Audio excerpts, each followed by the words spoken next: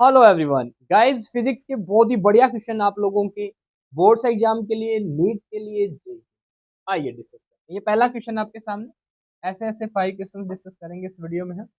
चलिए आंसर कीजिए इस क्वेश्चन का क्या होगा। देखो, the total energy of electron in nth orbit of hydrogen atom is. बताओ पहले तो मुझे, energy of electron in nth orbit hydrogen atom के लिए कैसे रिप्रेजेंट करते हैं। यहाँ पर किसके बराबर होती है भैया? -13.6 क्या Z square by n square into में इलेक्ट्रॉन वोल्ट होगी यूनिट। ये होती है। और ये जो एनर्जी का फॉर्मूला है, ये टोटल एनर्जी का फॉर्मूला है। अगर इलेक्ट्रॉन हाइड्रोजन एटम के ये न्यूक्लियस मान लो, इसके अंदर इस पहले ऑर्बिट में घूम रहा है, ये पहला ऑर्बिट, और ये इलेक्ट्रॉन है जो इसमें टक्कर काट रहा है, तो इस इलेक्ट्रॉन की टोटल एनर्जी की वैल्यू होगी, इस फॉर्मूले से निकालोगे। -13.6 Z square by n square electron volt, Bohr model of atom के अकॉर्डिंग ये फॉर्मूला होगा। और Bohr model of atom hydrogen जैसे एटम पे अप्लाई होता है, तो जेड की वैल्यू कितनी हो जाएगी 1। और हाइड्रोजन में ये पहले ही ऑर्बिट में एक इलेक्ट्रॉन प्रेजेंट है, क्या होगी भैया वैल्यू बताओ। Energy of nth electron in hydrogen atom कितनी हो जाएगी? -13.6, यही ले लेता हूँ मैं इलेक्ट्रॉन वोल्ट। जेड की वैल्यू मैंने 1 रख दी, ठीक है, 1 का स्केयर। एन की वैल्यू पहले ऑर्बिट में निकाल लेते हैं, एन की वैल्यू 1 रख दी हमने। बताओ कितना हो गया 1। क्या आ गया आंसर? -13.6 electron volt. ये तो इन्होंने बता ही रखी है सर।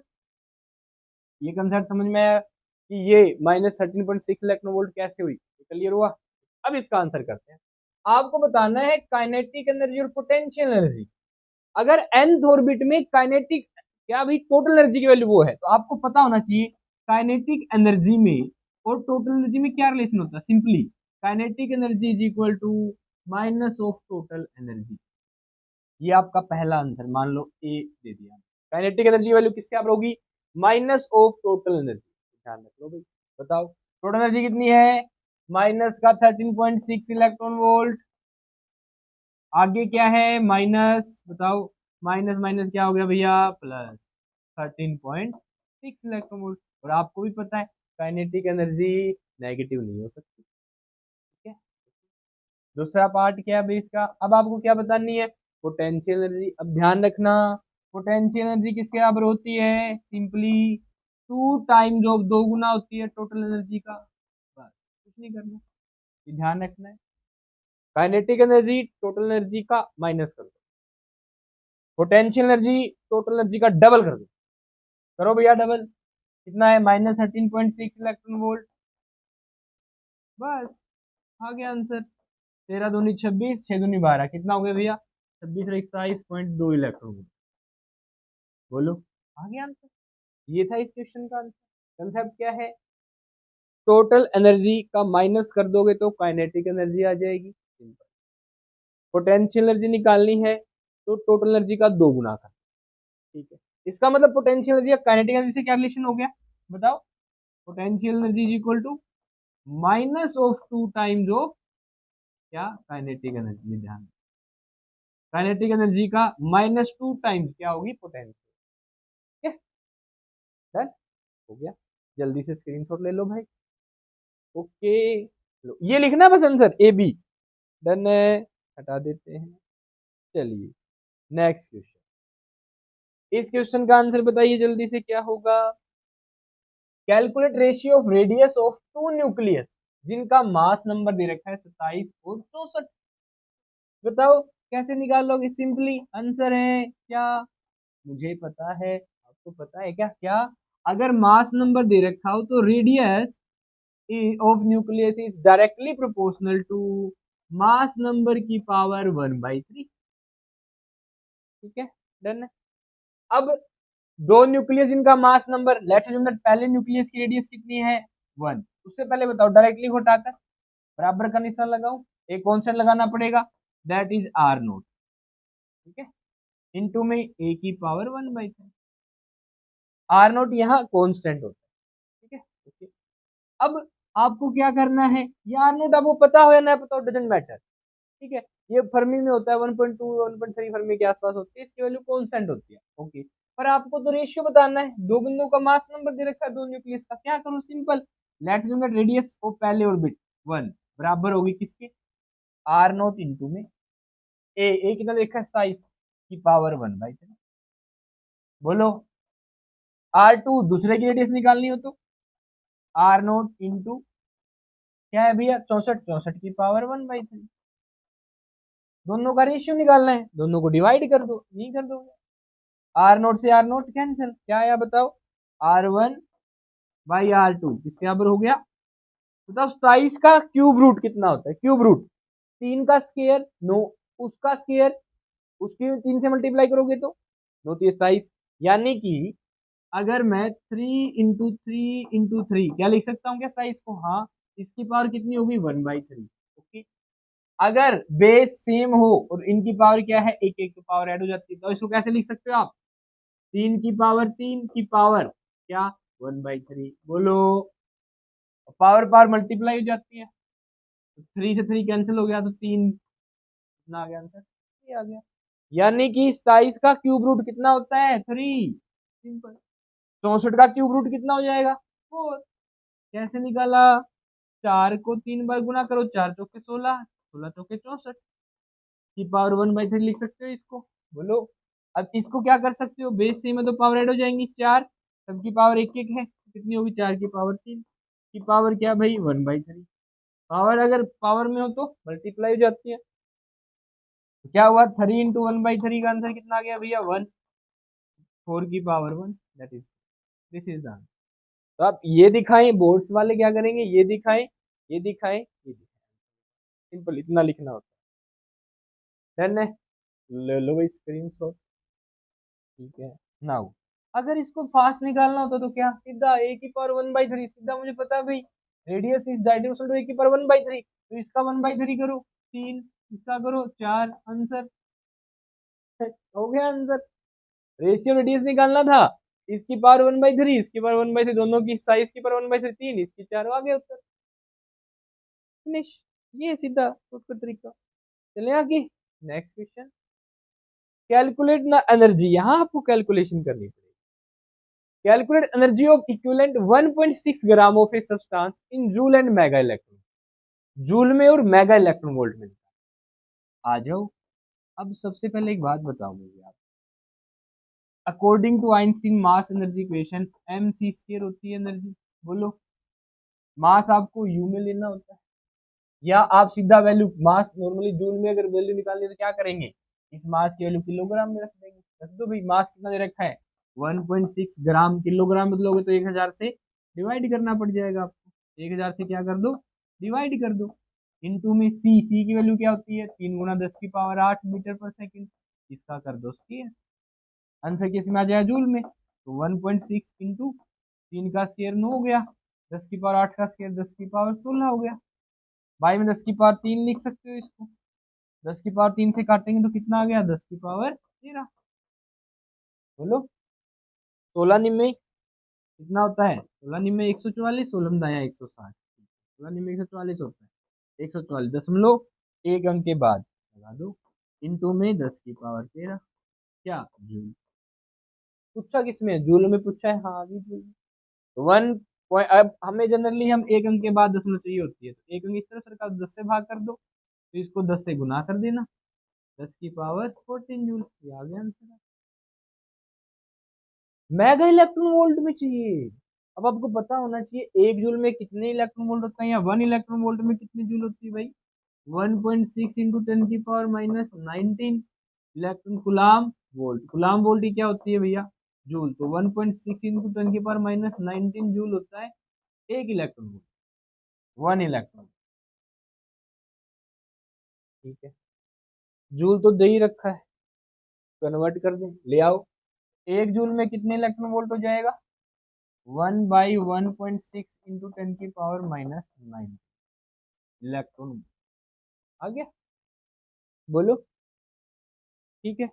एक जूल की वैल्यू रख दें, यहाँ रख दो, अगर नया क्वेश्चन निकालना है आपको, बोलो रख सकते हैं, नहीं कर ले, क्या करोगे, रख दो जूल की वैल्यू 1.44 इंटू 10 की पावर 14, 1 जूल की वैल्यू क्या है ये इलेक्ट्रॉन वोल्ट में ऑटोमेटिक आ जाएगी, बाई में 1.6 इंटू 10 की पावर माइनस का 19, ठीक है, ऊपर क्या आ जाएगा इलेक्ट्रॉन वोल्ट, मेगा इलेक्ट्रॉन मिलना है, मेगा का मतलब 10 की पावर 6, तो इसको 10 की पावर 6 से भाग कर दूं मैं, और यहाँ लगा दूं मेगा, तो मेगा का मतलब ही क्या होता है 10⁶। चलो एक काम कर लेते हैं, आप सुनना ध्यान से क्या किया इसमें मैंने, इलेक्ट्रॉन वोल्ट आ गया आंसर। ठीक है, अगर मैं दोनों को 10⁶ से गुना कर दूं, 10⁶ से भाग कर दूं, कोई दिक्कत? बोलो, नहीं कोई दिक्कत नहीं है। अब 10⁶ का मतलब मेगा होता है, सोल्व कर दो। 10⁶ नीचे 19, कितना बच गया 10⁻−13, 10⁻−13 ऊपर आके 10⁻+13। अगेन 1.6 हो रहा है, बोलो 16 निम्न 144 हो जाता, 16 निम्न 144, तो 0.9 आ गया। ये तो क्या आपके सामने, बोलो क्या आंसर आ जाएगा लगभग। 1.6 को मल्टीप्लाई कर दिया हमने 0.9 से, तो 1.9 आ, ठीक है।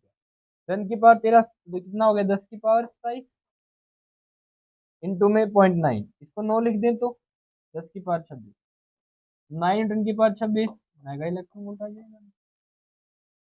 सिंपल, निकाल लोगे। क्या किया, मेगा इलेक्ट्रॉन वोल्ट बदलना, इतने जूल को बदल दोगे कि नहीं बदल दोगे, बताओ। सिंपल, ये किलोग्राम में बदल दिया, सी की वैल्यू रख दी, आंसर आ गया किसमें, जूल में। जूल को आपने बदल दिया मेगा इलेक्ट्रॉन वोल्ट में, आ गया आंसर। बोलो है कि नहीं। चलिए स्क्रीनशॉट ले सकते हैं आप। बाकी कैलकुलेशन थी इसमें, कोई ज्यादा वो वाली बात भी नहीं थी, जस्ट आपको कैलकुलेशन करनी थी। ठीक है, पता होना चाहिए।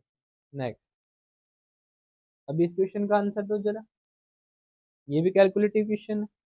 इसका आंसर कैसे निकालोगे, ध्यान देना, कैसे ध्यान दोगे। Mass of nucleus of neon, neon के न्यूक्लियस का मास दे रखा है। देखो ये मान लो किसी का भी न्यूक्लियस है, और इसमें न्यूक्लियस में प्रोटॉन और न्यूट्रॉन्स होते हैं, बोलो। अब इनको बाइंड करके जो एनर्जी रखती है, इसे कहते हैं बाइंडिंग एनर्जी, बांध के रखती है पास पास न्यूक्लियस के अंदर। जो अमाउंट ऑफ एनर्जी खर्च होती है इनको बाइंड करने में, इसे बाइंडिंग एनर्जी कहते हैं। हाँ, यानी कि जब ये सारे बाइंड हो गए होंगे तब कुछ एनर्जी लॉस हो गई होगी। ठीक, अब ध्यान दीजिएगा, पहले अब ये बताओ नियोन के न्यूक्लियस में कितने प्रोटॉन है, 10 क्या है प्रोटॉन। 20 अगर इसका मास नंबर है, 20 में से 10 घटा दोगे तो 10 क्या आ जाएंगे, न्यूट्रॉन। 10 प्रोटॉन में 10 न्यूट्रॉन है इसमें। ओके, जब ये अलग अलग होते हैं, जब ये क्या है अलग अलग होते हैं, तो इनका जो मास है एक्चुअल, वो आप कैलकुलेट करें। जब ये अलग अलग है, 10 प्रोटॉन अलग अलग है, एक बार न्यूक्लियस में नहीं आए हैं, 10 न्यूट्रॉन भी अलग अलग है, इन्होंने अभी तक न्यूक्लियस बनाया है। अब ये 20 जो लोग या 20 न्यूक्लियन इकट्ठे हो गए, जैसे ही इकट्ठे होंगे ना, तो इनका जो मास है ना, वो कुछ एनर्जी के रूप में खर्च हो जाएगा, जिसे कहेंगे बाइंडिंग। अब यानी कि 10 न्यूट्रॉन 10 प्रोटॉन का मास अगर मैं इंडिविजुअली अलग अलग निकालू, जब इन्होंने न्यूक्लियस नहीं बनाया था, वो ज्यादा होगा जब ये न्यूक्लियस बना लेंगे। क्यों, कि कुछ जो मास है इनसे एनर्जी के रूप में रिलीज हो जाए, जो फिर इनको बांधने में हेल्प करेगी एनर्जी, इसे ही हम कहते हैं बाइंडिंग एनर्जी। तो एक प्रकार से यहाँ पे कंसेप्ट आता है मास डिफेक्ट। क्या भी, मास डिफेक्ट। तो आप निकाल लो मास डिफेक्ट। मास डिफेक्ट कैसे निकालोगे, mass of all nucleons, 10 proton 10 neutron का मास निकाल लो। दे ही रखा है mass of proton mass of neutron दे रखा है, 10 10 का निकाल लो। तो मास ऑफ प्रोटॉन इंटू में 10 plus mass of neutron into में 10 निकाल लिया, जब ये फरी थी। इसमें से घटा दोगे मास ऑफ न्यूक्लियस। अब मास ऑफ प्रोटॉन कितना दे रखा है, देखो 1.0078, इसको 10 से मल्टीप्लाई करो कितना हो जाएगा 10.07825। बोलो न्यूट्रॉन का मास 10 से मल्टीप्लाई कर दो, 10.086 08665 08665, बस 4 अंक यहीं तक ले लेते। ठीक है, 2 3 6 2 4 7 3, कोई बात नहीं 6 अंकों तक ले लेते हैं। 5 में दोनों को ऐड करो, कितना हो गया 0, 8 और 1 9, 15 9 और 6 8 और 6 14, 1 16 1 0, ये आ गया।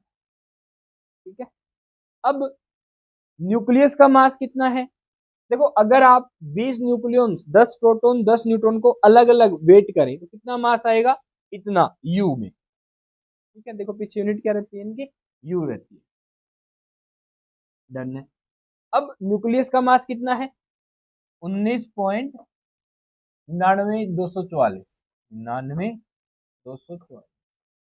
अगर ये न्यूक्लियस का मास घटा दोगे तो जो मास डिफेक्ट आएगा वही मास डिफेक्ट एनर्जी में कन्वर्ट हुआ, वही मास एनर्जी में कन्वर्ट हुआ। घटाओ, 10 में से 4 गए 6, 8 में से 4 गए 4, 4 में से 2, 16 में से 9 गए 7, 10 में से 9 गया 1, 172 सॉरी 0.17246 यू। तो इतना मास एनर्जी में कन्वर्ट हो जाता है और इसे कहते हैं मास। निकाल लिया आपने, यहाँ रखे वाले निकाल लोगे, ठीक है। फिर क्या निकाल लोगे? एनर्जी, बाइंडिंग एनर्जी निकालनी है mega electron volt per C square में। अब मुझे एक बात बताना गाइस, 1 यू बराबर होता है 931.5 mega electron volt per C square. एक U, 1 atomic mass unit U, unified mass बराबर होता है एनर्जी में 931.5 मेगा इलेक्ट्रॉन वोल्ट सी का सीरीज दे ही रखा है। 1 यू की वैल्यू रख दो यार। अब इसको मल्टीप्लाई कर दो किससे? टोटल एनर्जी आ जाएगी। तो ये मास डिफेक्ट किसमें कन्वर्ट होगा? एनर्जी में। निकालो total energy release. Total energy release कितनी हो जाएगी बताओ? कितनी एनर्जी रिलीज हो जाएगी? निकाल दो। इसको मल्टीप्लाई कर दो उससे, करो भाई, निकाल लो। मैंने की है मल्टीप्लाई, रख रखा है 172.400, इसको मल्टीप्लाई करो 931 से तो आंसर आएगा 160.650। 160.650 ये मैंने पहले से ही मेगा इलेक्ट्रॉन वोल्ट, इतनी एनर्जी रिलीज होगी। इसके हटा दो, चाहे इलेक्ट्रॉन इलेक्ट्रॉन रख लिया हमने, क्योंकि वो यू की वैल्यू है ना। अब यू को हमने पूरे से मल्टीप्लाई कर दिया, तो यू को जब मल्टीप्लाई करेंगे तो सी स्क्वायर कैंसिल हो जाएगा। क्या बचेगा? क्यों कैंसिल हो जाएगा? मास को आप सी स्क्वायर से पहले ही मल्टीप्लाई कर रहे हो यहाँ पे। आइंस्टीन मास एनर्जी के गुण देखो क्या होती है। एनर्जी कैसे निकालोगे? मास डिफेक्ट इनटू में सी का स्क्वायर। इसकी वैल्यू कितनी हो गई? ये रही।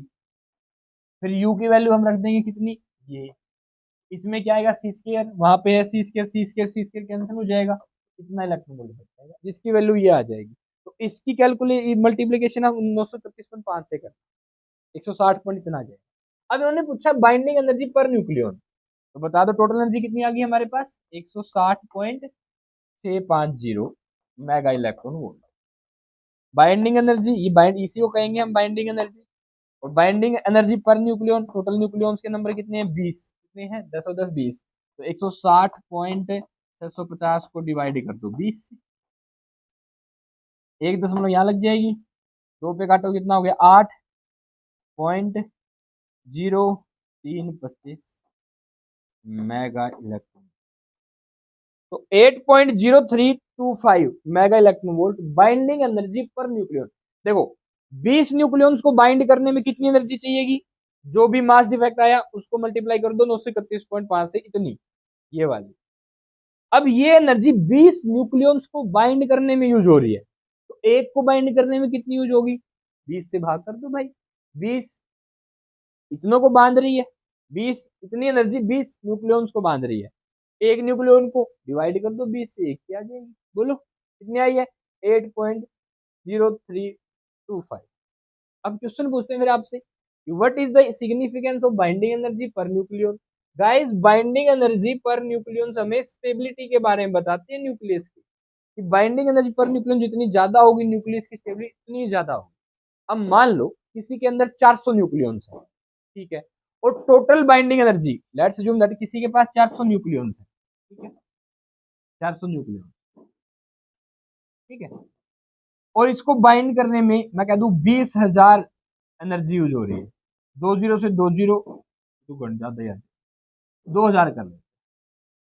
400 न्यूक्लियंस को बाइंड करने में 2000 एनर्जी रिलीज होती है। तो 20 4 5 20, तो एक न्यूक्लियन को बाइंड करने में कितनी एनर्जी यूज होगी? 5। यहीं पे मैं कह दूं आपको कि 4 न्यूक्लियन को बाइंड करने में, 4 न्यूक्लियन को बाइंड करने में 40 mega electron volt energy use हो रही है। तो एक न्यूक्लियन को बाइंड करने में 10 आ गई। अब गौर से देखना, 400 को बाइंड कर रहे हो 2000 जूल, भाई 2000 अपने आप में बड़ा नंबर हो गया एज कंपेयर टू 4 न्यूक्लियंस को बाइंड करने में 40 की बजाय। अब मैं बताऊं, कहीं पे बाइंडिंग एनर्जी 40 है, कहीं पे बाइंडिंग एनर्जी 2000 है, क्या आप इससे कोई आइडिया लगा रहे हो कितना बांध? आप तो बोलोगे भैया एनर्जी बहुत ज्यादा दे दी। भाई एनर्जी बहुत ज्यादा दे दी तो नंबर ऑफ न्यूक्लियस भी तो बहुत ज्यादा है, इसलिए हम निकालते हैं कि एक न्यूक्लियो को बाइंड करने में एनर्जी निकालो।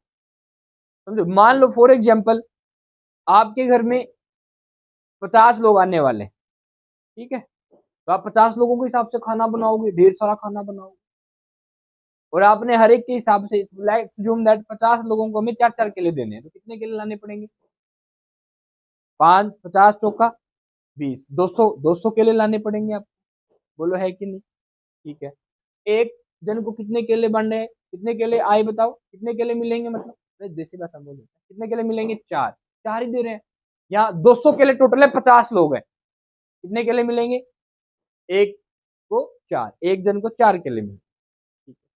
वही मैं कह दूं 50 केले हैं, 2 ही जन है, 25-25 बांटने आ जाएंगे, 25-25 का बंटवारा दोनों के बीच में। बोलो तो किसको ज्यादा एनर्जी, किसको ज्यादा केले मिल रहे हैं? और दो केलों के नंबर वहां 200 है, यहाँ 50 ही है। इसलिए हम क्या करते हैं, देखते हैं कि एक बच्चे को, एक न्यूक्लियन को कितनी एनर्जी मिल रही है, ठीक है, नोट की टोटल एनर्जी कितनी है, समझ रहे हो? That is the significance of binding energy per nucleon. यही क्वेश्चन है आप लोगों के लिए, अगला आंसर करो। पांडे आएगी। What is the significance of binding energy per nucleon, बताइए क्या सिग्निफिकेंस है in the stability of nucleus, nucleus study में, सिंपल शब्दों में, जिसके लिए बाइंडिंग एनर्जी पर न्यूक्लियन ज्यादा होगी, it indicates that its stability will be ज्यादा, स्टेबिलिटी विल बी मोर। तो आप लिखेंगे binding energy per nucleon tell us about the stability of the nucleus. If there is more binding energy per nucleon, then there is more stability. If there is less binding energy per nucleon, then there is less stability. Although it may be that total binding energy is large, but it is not necessary that there will be more energy distributed in the binding of one nucleon. ठीक है, जरूरी नहीं है एक nucleon को ज्यादा distribute हो, चाहे टोटल 2000 ही क्यों ना हो, एक को अगर 5 मिल रही है, कहीं पे 50 ही क्यों ना हो, एक ही को 10 मिल रही है, दैट्स द डिफरेंस। ठीक है, simple. Next, find the ratio, again calculative question, बहुत बढ़िया क्वेश्चन है भाई, कंसेप्ट के साथ आइए डिस्कस करते हैं। Find the ratio of longest and shortest wavelength. भाई लॉन्गेस्ट और शॉर्टेस्ट मतलब लैम्डा फाउंड करना है आपको लॉन्गेस्ट का, ठीक है, और लैम्डा फाइंड करना है आपको शॉर्टेस्ट का, फिर दोनों का रेशियो निकाल देना। किसके लिए फाइंड करना है? Spectral line of Lyman series in the spectrum, hydrogen atom की लाइमन सीरीज में। किसके लिए भाई? लाइमन सीरीज के लिए। अच्छा, अब सबसे पहले लाइमन सीरीज बताओ। Lyman series number of orbit 1, सबसे लोअर ऑर्बिट क्या होगा? 1। पहले ऑर्बिट में कहीं से भी इलेक्ट्रॉन आ जाए, दूसरे से आए, तीसरे से आए, इंफिनिटी से, 2 से लेके इंफिनिटी तक किसी भी ऑर्बिट में इलेक्ट्रॉन है और वो जंप कर जाता है अपर ऑर्बिट से लोअर ऑर्बिट में, तो एनर्जी रिलीज होगी। जो एनर्जी रिलीज होगी उसी कोरस्पॉन्डिंग में फ्रीक्वेंसी रिलीज होगी, उसी कोरस्पॉन्डिंग में वेवलेंथ रिलीज होगी। बोलो ओके। तो अब जब इलेक्ट्रॉन किसी भी ऊपर वाले ऑर्बिट से पहले ऑर्बिट में कूदेगा, तो जो सीरीज बनेगी उसे कहते हैं लाइमन सीरीज। ओके, अब ये बताओ मुझे, इलेक्ट्रॉन दूसरे से पहले में कूद रहा है, इलेक्ट्रॉन तीसरे से पहले में कूद रहा है, किसमें ज्यादा एनर्जी रिलीज होगी? भी तीसरे वाले ऑर्बिट और पहले वाले ऑर्बिट की एनर्जी में डिफरेंस ज्यादा होगा। सीधी सी बात है, जब इलेक्ट्रॉन इंफिनिटी से कूदेगा पहले में, तो एनर्जी की वैल्यू क्या होगी? ज्यादा, एज कंपेयर टू दूसरे से कूदेगा पहले में। बोलो डन है? ओके, अब एनर्जी की वैल्यू ज्यादा होगी तो इसका मतलब फ्रीक्वेंसी की वैल्यू भी ज्यादा होगी, इसका मतलब लैम्डा की वैल्यू क्या होगी? कम। तो गाइस शॉर्टेस्ट वेवलेंथ कब आएगी? जब इलेक्ट्रॉन इंफिनिटी से कहां कूदेगा? पहले ऑर्बिट में, अगर लाइमन सीरीज बनानी है सीधा ही कूदेगा, वैसे नहीं घूम फिर के आएगा सीधा। डन। तो अगर आपको शॉर्टेस्ट वेवलेंथ चाहिए, लैम्डा फॉर्मूला क्या होता है? 1 बाई लेमडा शॉर्टेस्ट चाहिए हमें is equal to R Rydberg constant into में 1 बाई एन वन का square minus 1 by n two का स्क्वायर। बोलो अब n1 कौन होगा, सबसे नीचे वाला ऑर्बिट कौन सा है भैया, पहला वही। Lower number of orbit is n1, higher orbit is n2। अब देख लो तुम कहां से कहां आ रहे हो, इन्फिनिटी से कहां आ रहे हो पहले में, तो इन्फिनिटी वाला क्या हो जाएगा n2 और ये क्या हो जाएगा n1। बताओ तो क्या वैल्यू होगी, r इंटू में रख दो वैल्यू, वन वन रखो तो वन ही आ गया, माइनस 1 बाई इन्फिनिटी का स्केयर, 1 बाई इन्फिनिटी का स्केयर करोगे तो 1 बाई इन्फिनिटी कितना हो गया भैया, जीरो। इन्फिनिटी का स्केयर बहुत बड़ा हो गया, 1 से भाग करोगे तो जीरो आ जाएगा आंसर। तो क्या आ गई वैल्यू r, तो 1 बाई लेमडा की वैल्यू क्या आ गई भैया, 1 बाई लेमडा शॉर्टेस्ट की वैल्यू आ जाएगी। अब 1 बाई लॉन्गेस्ट निकाल दो भाई, 1 बाई लॉन्गेस्ट निकालो, 1 बाई लॉन्गेस्ट कैसे निकालोगे, चलिए बताओ। 1 बाई लेमडा की वैल्यू मैं कहता हूँ कितनी आ गई, आर आ गई ना, लिख दो यहाँ पे, क्या लिख दिया भैया, आर, आर आई, डन। इसकी वैल्यू देखते हैं इसकी डिवाइड में क्या आएगा, हटा लेते हैं इसको एक बार। एक बात बताइए मुझे, अब इलेक्ट्रॉन पहले ऑर्बिट में आ रहा है तो दूसरे से आ रहा है, दूसरे ऑर्बिट से पहले में, तो सबसे कम एनर्जी यही रिलीज होगी, सबसे कम एनर्जी, फ्रीक्वेंसी सबसे कम, तो वेवलेंथ क्या हो जाएगी, सबसे ज्यादा। गाइस मैक्सिमम वेवलेंथ कब रिलीज होगी लाइमन सीरीज में, जब इलेक्ट्रॉन दूसरे ऑर्बिट से कहाँ आएगा, पहले ऑर्बिट। लैम्डा निकाल लो, लैम्डा क्या होगी, सबसे ज्यादा लॉन्गेस्ट, इसके बाद हो जाएगा formula R into one, 1 by n one का स्केयर वन ही होगा लाइमन के केस में, माइनस 1 बाई एन टू का स्केयर कितना हो गया, टू, टू का स्केयर कितना हो गया, फोर, वन में से 1 बाई फोर गया 3/4, तो आर इंटू क्या आ गया, 3/4।